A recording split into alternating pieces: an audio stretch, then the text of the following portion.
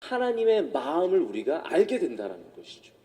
그 깊은 곳에 있는, 우리가 전혀 볼 수 없는 그 깊은 곳에 하나님의 마음을 우리로 알게 하신 것이 성령께서 주시는 은혜라는 겁니다. 여러분, 사람의 일은 사람이 합니다. 한 길 물속은, 아니 10길 물속은 알아도 한 길 사람 속은 모른다는 말이 있지 않습니까? 우리 사람의 일은 겉모습이 어떻게 보이든 간에 그 사람만이 그 사람의 일을 안다라는 것이죠. 그래서 사람들이 어떠한 생각을 하고 있는지 우리는 뭐 행동심리학 같은 것을 사용해서 알려고 합니다. 예를 들어서 갑자기 여러분, 제가 이 말을 했다고 팔짱을 빼진 마십시오. 팔짱을 끼고 있다는 것은 나는 별로 그 대화에 관심이 없다라는 뜻이라고 합니다. 여러분, 지금까지 팔짱 끼고 계셔서 계속 끼고 계십시오. 상관없습니다. 다리를 꼬는 것은 또 무슨 이유가 있다라고 하고요. 이쪽으로 꼬든지 저쪽으로 꼬든지 뭐 그런 이유가 있다고 합니다.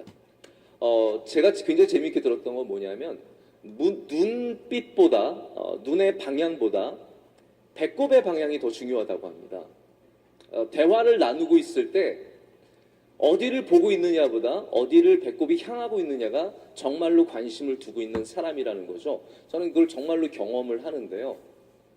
제가 이번에도 해외에 있는 어떤 컨퍼런스에 참석을 하고 왔는데 이제 한국 분들 몇 분이 이렇게 모여서 동그란 테이블에서 얘기를 하게 되었습니다. 근데 어느 곳이나 모이면 얘기를 많이 하는 사람 있죠.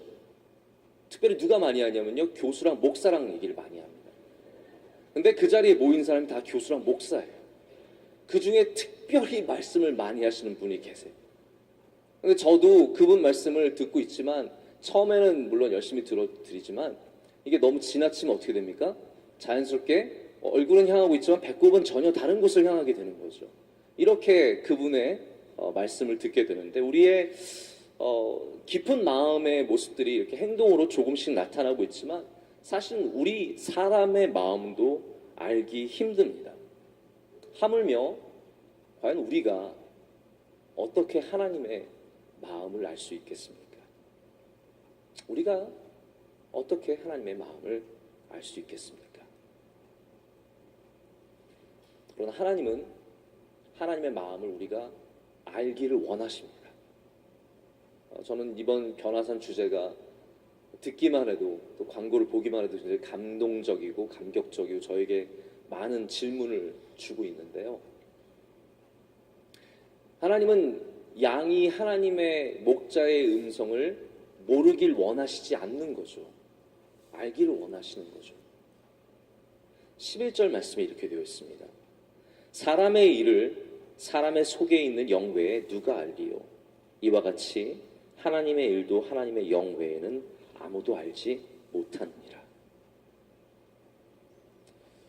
성령께서 우리 안에 계시면 우리가 하나님의 마음을 알게 될 줄로 믿습니다.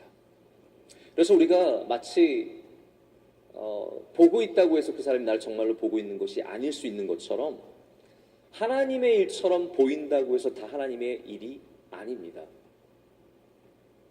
반대로 말하자면 하나님의 일처럼 보이지 않을지라도 하나님의 일일 수 있습니다. 중요한 건 뭐냐면 그 일 가운데 하나님의 마음이 있느냐 없느냐죠. 우리가 아무리 하나님의 일을 하는 것처럼 열심히 주님의 일을 섬기고 있지만 하나님의 마음이 그곳에 계시지 않으면 우리는 결코 하나님의 일을 하는 것이 아닙니다. 그러나 남들이 보기에는 전혀 하나님의 일처럼 보이지 않을지라도 하나님의 마음이 그곳에 있으면 우린 정말로 하나님의 일을 감당하고 있는 것이죠. 참 우리가 마음을 알기가 어려운 것 같습니다. 하나님의 마음을 헤아려 보기가 참 어렵습니다. 부모의 마음을 누가 아냐면요, 부모가 돼봐야 압니다. 저도 아빠의 마음을 아빠가 돼서야 알겠더라고요. 저는 어딜 가든지 이 얘기를 좀 안 할 수가 없는데요. 아마 오늘도 1부부터 4부까지 4번이나 이제 제가 설교를 해야 되는데요. 4번이나 합니다. 네.